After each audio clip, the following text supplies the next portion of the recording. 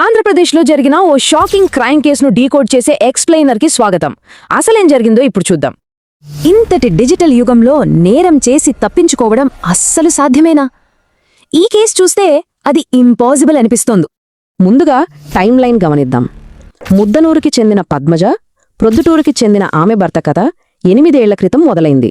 పెళ్ళై 8 ఏళ్లు, ఎన్నో గొడవలు. వీరికి 7 ఏళ్ల వయసున్న ఓ చిన్న పాప కూడా ఉంది. అనుమానాలు, నిరంతర గొడవల వల్ల విసిగిపోయిన పద్మజ విడిగా ఉండాలని నిర్ణయించుకుని పుట్టెంటికి వెళ్ళిపోయింది.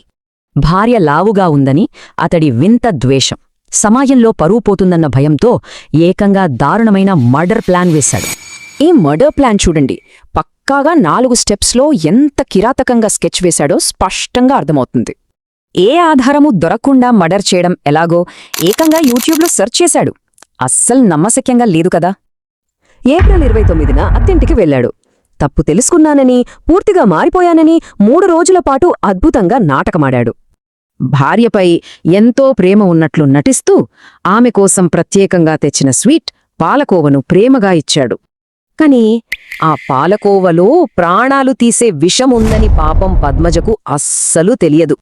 ఆ స్వీట్ తిని ఆమె స్పృహ కోల్పోగాని ఏమాత్రం కనికరం లేకుండా దిండుతో ముఖం నొక్కి దారుణంగా చంపేశాడు. సడన్ హార్ట్ అటాక్ అని కట్టుకథ అల్లాడు. కాని ఆమె కుటుంబ సభ్యులకు అనుమానం వచ్చి వెంటనే పోలీసులకు కంప్లైంట్ చేశారు. ఇక్కడే అసలు ట్విస్ట్. అతని కట్టుకథను మన మోడర్న్ ఫోరెన్సిక్ సైన్స్ ఎలా బట్టబయలు చేసిందో చూడండి. పోస్ట్మార్టం రిపోర్ట్లో బాడీలో విషం ఆనవాళ్లు, ఊపిరాడకుండా అదిమిపట్టిన గుర్తులు చాలా స్పష్టంగా దొరికాయి. పోలీసులు అరెస్టు చేసి గట్టిగా విచారించేసరికి యూట్యూబ్ హిస్టరీతో సహా తన నేరాన్ని పూర్తిగా అంగీకరించాడు. ఈ హై ఎండ్ టెక్నాలజీ యుగంలో డిజిటల్ ఫుట్ ప్రింట్ లేకుండా నేరాన్ని దాచడం అసాధ్యమని ఈ కేసు నిరూపించింది.